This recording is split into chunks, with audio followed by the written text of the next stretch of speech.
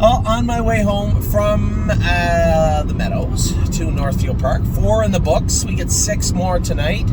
What a Mission, Halakai, 5 fish species, a sliver of fashion, Coupe de Ville, and Unique Style. So a pretty good lineup tonight, really. Mission's got an outside shot. Halakai's got an outside shot outside of the gate, but still an outside shot. 5 fish species, I assume, also does. Got the rail with Sliver. He was good last week. Coupe de Ville is just red hot right now. She's very good. And Unique Style outside again. Geez, we got like 3 8-holes tonight. No, Mission drew 6. 8 back on Saturday. So let's talk about what went on today. Cutie Cumber had the rail. Didn't get away as well as I wanted. I just couldn't get away ahead of the 2-horse. Right? It's tough to get away from the rail there. It's not like she has blinding speed off the car. She's switching her leads and attempting to make speed on the drop of a dime. She does interfere a little bit. You got to let her flatten out and then trot forward. And it's hard to do from the rail. It's just, when you have the 5 or 6 hole, that transition starts when you come out of the turn and then you can come up into position. Well, from the rail, it's another 2-3 lengths before you can really get into gear. That's why horses that maybe don't have that gate speed really struggle from the rail at a place like the Meadows. So Cutie Cumber didn't get out as well as I wanted to with her. Now, the one thing I had said, I guess I'll finish first. I didn't want to be first over with her. I thought, the whole race, this will be our last race with her. I want to stay close. I wish I was ahead of the 2-horse. He moved over down the backstretch, and I just didn't have enough jam to get up in through there. She was okay. What I did say to Tim was, I guess since it's the 18th, we can probably race her one more time. With Horn Player, it was different. She would have had to qualify yesterday and then race next week. And that sense of urgency, it's not really worth it. She's going to be back in the numbers of 5 class. She's going to have to trot 56, 55. Coming off a break, qualifier. Let's just focus on Harrisburg with Horn Player. And with Cutie Cumber, she feels like next week she could be a little bit better than this week also. So we'll race her one more time. Now, when it comes to Cutie Cumber and Horn Player, a lot of people message me a lot of different things. How much are they worth? What do you think they'll bring? I know what I believe Horn Player is worth, right? And I know what I believe Cutie Cumber's worth. Cutie Cumber's worth a little bit less than Horn Player. Both have strong pedigrees. There was a pretty prominent farm that already tried to buy Cutie Cumber off of us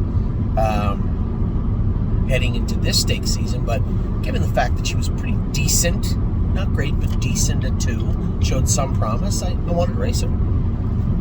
It didn't work out that way. It did for Fish, but it didn't for Cutie Cumber. But still, that exit strategy of that, broodmare status was still there.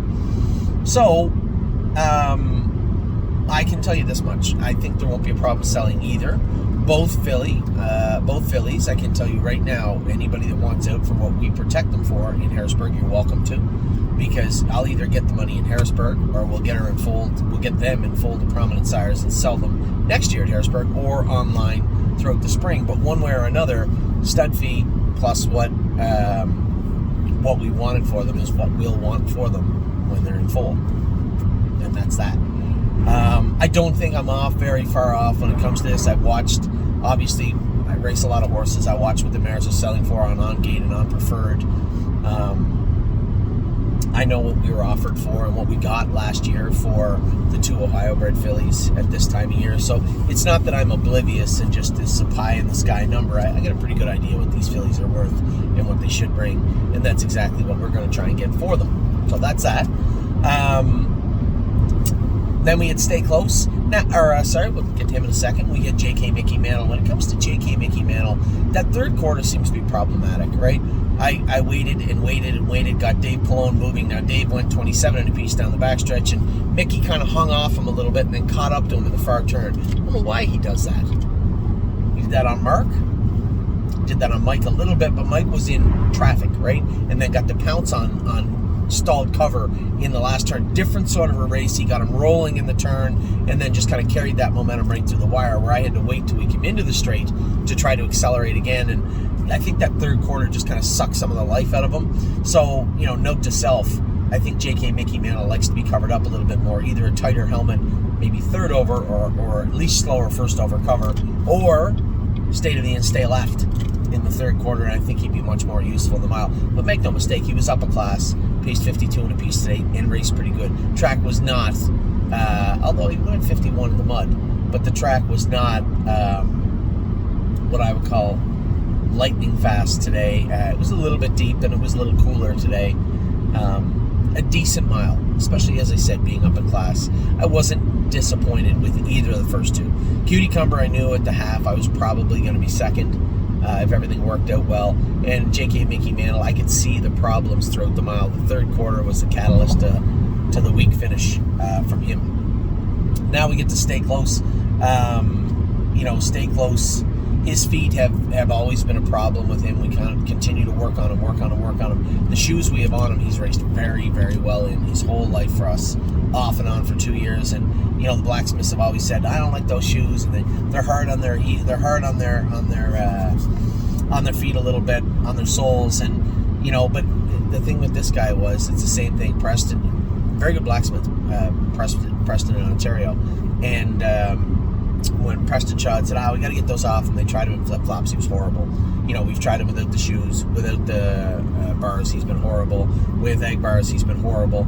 These are the shoes this horse has raced wonderfully in, off and on for the past 2 years. And Tim's blacksmith had said the same thing. These shoes are really hard on his soles, and I don't think he's going to race good in these shoes. And of course he does. All due respect to the blacksmith, he doesn't know the horse, and the old adage, I'll worry about the driving, you worry about the shoeing. So when it comes to Stay Close, what we tried to come to a little bit of a compromise. What we've done the last 3 weeks is after the race, take those mushroom bars off them and just put flip-flops on them, jog them all week with flip-flops on, and swap them out on race day for his mushroom bars. Well, to me that seemed like a plausible plan moving forward. Seemed like the smartest play. Everybody's happy. Blacksmith gets his wish, so to speak. We get ours.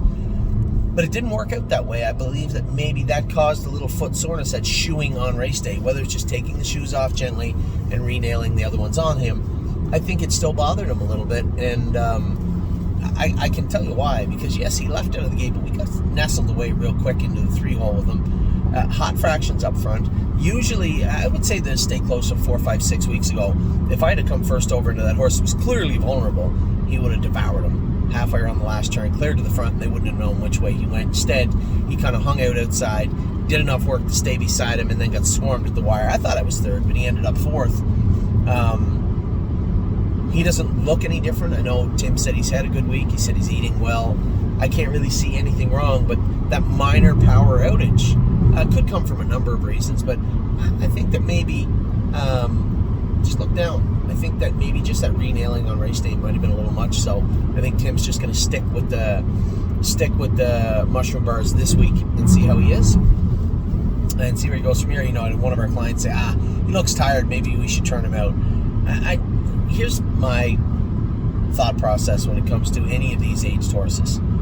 There is always money on the table, and just because they look flat for a couple of starts doesn't mean that they're tired, doesn't mean that they're sick, lame, or otherwise. Everybody can get in a funk and get down for a little bit, right?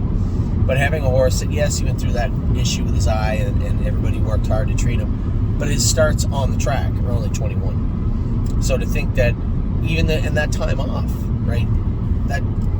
That's still time off, and gives his joints time to cool down, and gives even then. I tried to tell you guys this, from all the lemons of that eye injury and the time off, we were able to mix together some pretty good lemonade for this horse, and when it came to Stay Close, I think he's got 30 or 40,000 made last 10, and that's from bringing him over here, letting him sharpen up, letting him race.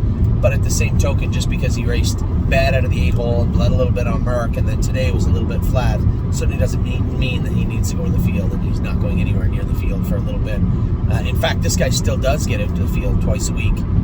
Tim gives him some field time just because he's so hot and wiry sometimes, And stress management is a big thing when it comes with us. And, Tim and I, we talked about it. I told him when he came over here, I said, the one thing about having that time off with his eye was we were able to put weight on him. I don't want him losing that weight. He gets really hot and really wiry sometimes when he's at the track jogging all the time. So maybe give him some time out in the field. Tim says he usually gets 1 or 2 days out in the field anyway. So Stay Close. Just a matter of putting our finger on exactly what went on today. I think I got a pretty good good idea. Looking down at his feet and seeing those fresh nails rasped off made me believe that maybe that tiny bit of trepidation in attack mode was from maybe his feet being sore. So we'll work to mitigate that and see what happens next week. But no need for the field, in my opinion, for quite a while for Stay Close just yet. Now, Brace for Landing, it's funny because his first lifetime start was at this track, and his most recent lifetime win, his first lifetime win was at this track. His most recent win was at this track also. In fact, he went faster in his first win than he did today, but he's learning. You know, the thing I love about Brace for Landing, left out of there, he wasn't hot. He recognized that, you know, he's made breaks and got into gear going into turns. So rather than blast into the turn, if you watch the horse, he's not stupid. He understands. He kind of sauntered over into fourth place heading into the turn and knew that we were going forward. Took 2 steps into the turn and then accelerated once he squared the turn up. That's not me squaring him up. That's him doing it for himself, and he understands, you know, whether it be the lane or the way his vision is. He squared himself up and then just took off right to the front, and then was a little warm when we cleared, but you see me kind of seesaw him and back him up, and he was smart enough to understand that neutral, back up a little bit, which is exactly what he did. So I was very happy with how manageable he was. Now, make no mistake, when we get some of this weight off of Brace for Landing, he's going to come forward. But this is a horse that, you know, it's always been baby steps with him. He's always been this immature horse, and he still is. He's still learning. Mentally, he's getting there, but physically, he still needs to grow up a lot. And I truly believe as a 4-year-old, he's going to be a nice horse. I hoped he would have at 3. He had his moments, second in the Beal, and he went at 54, 55.